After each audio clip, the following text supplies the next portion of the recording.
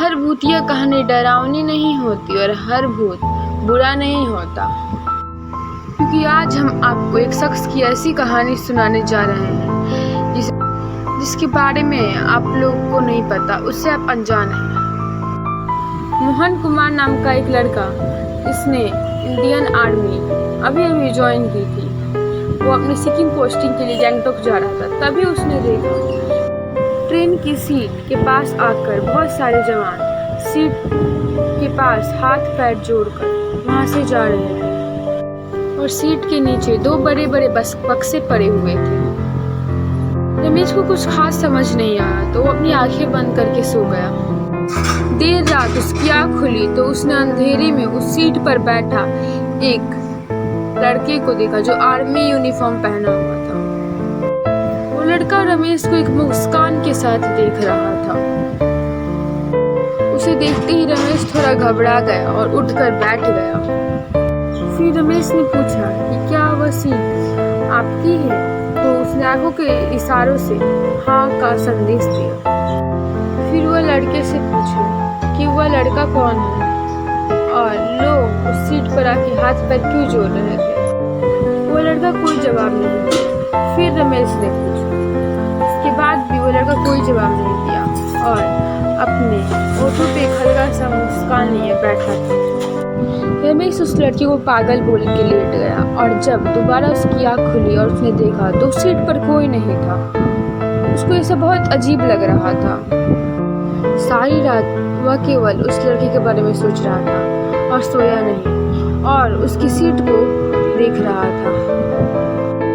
सुबह हुआ तो कुछ आर्मी ऑफिसर उस लड़के के सीट के नीचे रखे हुए बक्से को लेने आए और उस समय मोहन से रहा नहीं गया और उसने बाकी आर्मी ऑफिसर से उस लड़की के बारे में पूछा तो उसके होश उड़ गए क्योंकि आर्मी ऑफिसर ने बताया कि वह सीट बाबा हरभजन सिंह की है जिनकी 1968 में मौत हो चुकी थी। हरभजन सिंह ने 1966 में आर्मी ज्वाइन की थी और 2 साल बाद ही उनकी पानी में डूबकर मौत हो गई थी। 3 दिन तक जब उनकी लाश नहीं मिली तो बाकी फौज वालों ने उन्हें भगौरा घोषित कर दिया। लेकिन उसी दिन वह अपने एक दोस्त के सपने में आए और उनकी लाश कहाँ है यह बताया।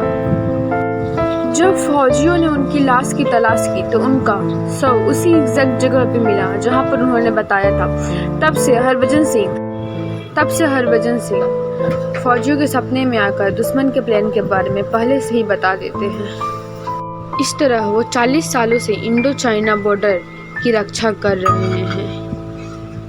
कहते हैं कि रात में पहरा देने वाले फौजियों की अगर आँख लग जाती है तो वह उन्हें चाटा मार कर जगा देते हैं। यहाँ तक इंडियन आर्मी भी इस बात से सहमत है कि बाबा हरभजन सिंह आज भी बॉर्डर की रक्षा कर रहे हैं।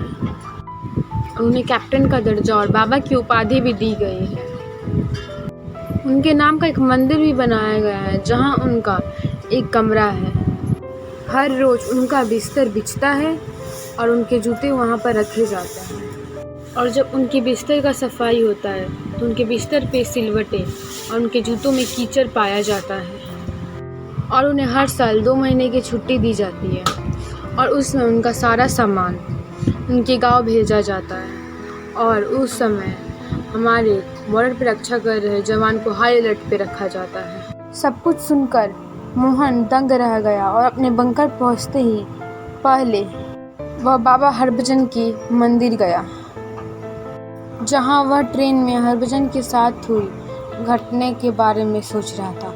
फिर अचानक से उसे बाबा हरभजन सिंह की छवि दिखाई देने लगी। फिर वह बाबा हरभजन सिंह को सलाम किया और बाबा हरभजन सिंह हल्की सी मुस्कान दिए गायब हो गए।